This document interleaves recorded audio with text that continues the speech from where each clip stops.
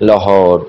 Chief executive LESCO की ख़ुसूसी हदायत पर मैकलोड रोड डिवीज़न में खुली कचहरी का इनकाद किया गया। मज़ीद जानते हैं मोहम्मद काशिफ की इस रिपोर्ट में।